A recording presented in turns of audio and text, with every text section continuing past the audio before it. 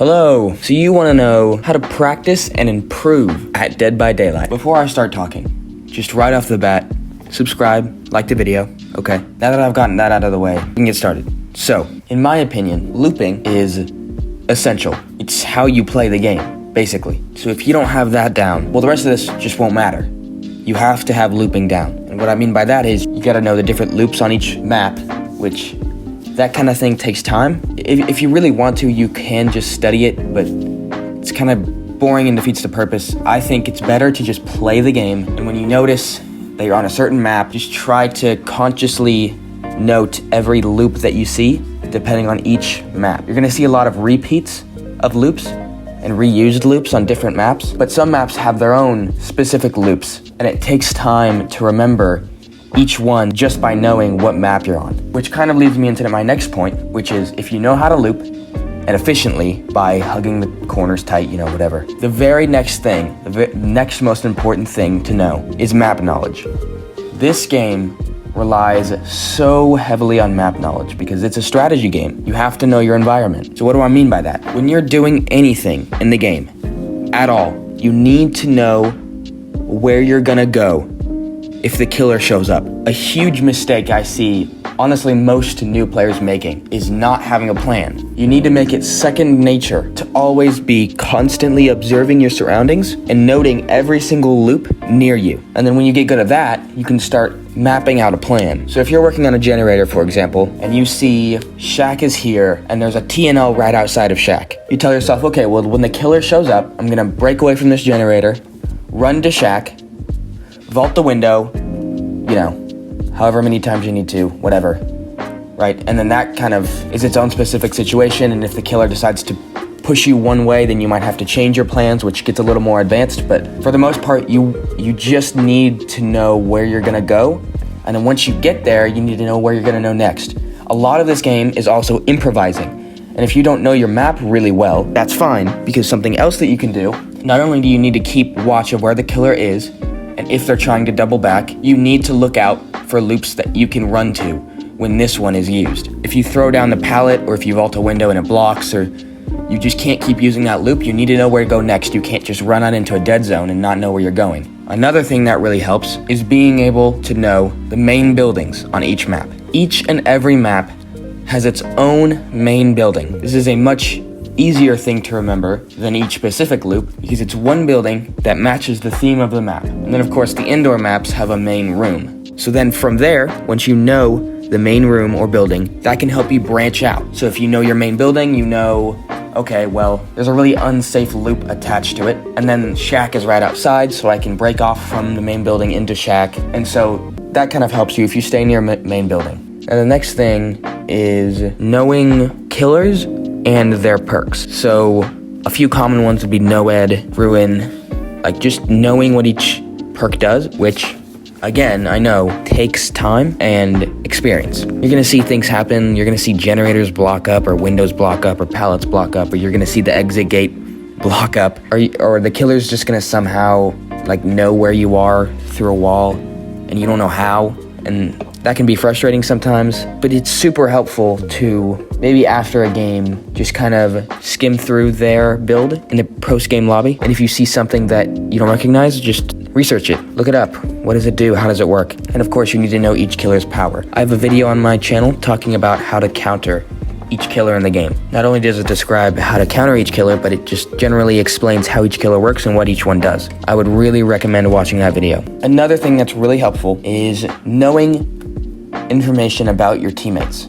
It's good to know what your teammates are doing, or at least know what they're not doing, because a lot of the time you might not see them that much. If you notice that there's another teammate in your game, another survivor in your game that's playing extremely aggressively, anytime that you get into chase, or anytime that you just see the killer, you also see this survivor just attached to this killer, running behind them with a flashlight and iron will and with dead hard, and you can just kind of tell what kind of player they are. So if you know that this kind of survivor is in your game and you know that they're extremely aggressive, maybe spend more of your time focusing on generators. That survivor will most likely be taking most of the aggro that game, so you taking the aggro won't really do anything, because either you could both be trying to run the killer, or the other survivor could be trying to run the killer and you could just be working on the generator. because he's never going to break off and work on a gen. Now, the unfortunate thing a lot of times in this game is that your success or your failure could be completely dependent on your teammates. The thing about this game is a lot of things will happen. Killers will camp and tunnel, survivors will crouch in a corner or hide in a locker on the other side of the map. That happens. And if you focus too hard on winning, you will be miserable. Which leads me into my next point. Play the game to have fun, and play the game to get better at running and looping. If you just do those things, I guarantee you'll win more and your rank will go up.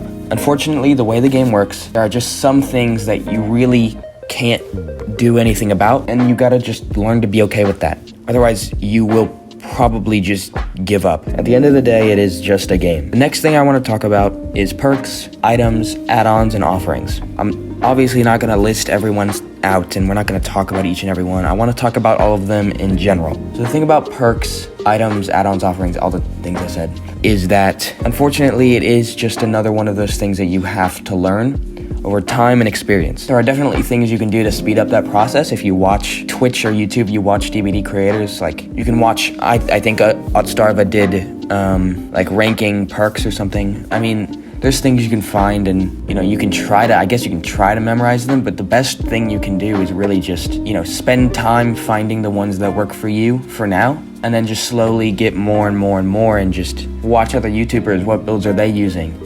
What perks do they have? And what do they do? And then if you see a perk that you like, you can obviously work towards it. Once you get it, you use it in a few games, see how you like it. It takes time and experience, that's all. But don't focus too much on those things. You're here to learn and get better at the game's fundamentals, not get better at knowing the perks that are gonna give you the biggest crutch. So speaking of crutches, before we transition into talking about how to practice killer, I want to give you all a build that you can work towards that should help you. Think of it like training wheels. So this build consists of windows of opportunity. This is absolutely essential when you're getting started. I said that it's extremely important to know where loops are and to be able to plan out which loops you're going to go to and which loops you can connect together to keep running the killer as long as possible. Windows of opportunity is a huge lifesaver when it comes to this kind of thing, especially on indoor maps. What windows of opportunity does is it allows you to see the nearest windows and pallets through walls. That's it. And it's a great perk to use when you're first getting started. So just try to remember when you're looping a killer to look out for the nearest loop you can go to when this loop has already served its purpose, and Windows will help you with that. The next perk is Sprint Burst. I picked Sprint Burst because if you're working on a generator or if you're just kind of moving around the map, whatever you're doing, and the killer approaches you, Sprint Burst gives you a way of getting to that loop without the unneeded, timing or extra thought. And if you're a little more in a dead zone, you're farther away from a loop, you can use Sprint Burst to get there without having to take a hit. I was debating either Sprint Burst or Dead Hard, but I decided on Sprint Burst because Dead Hard is a perk that you need to be injured for, and I know a lot of newer people, it's a bit daunting to be injured, and also Dead Hard requires a bit of timing and a lot of mind games when you get into the higher ranks. So Sprint Burst is just always a solid perk that if you use it correctly, obviously, it really can't be outplayed. The next perk that I'm going to recommend is Bond. So what Bond does is in a 36-meter range, you can see the auras of your teammates. This gives you great information. If you're injured and you want to heal, you can find teammates a lot easier. If you're a little behind on generators, you can find another teammate that's already working on one and help them out. This perk is also very good at showing some passive killer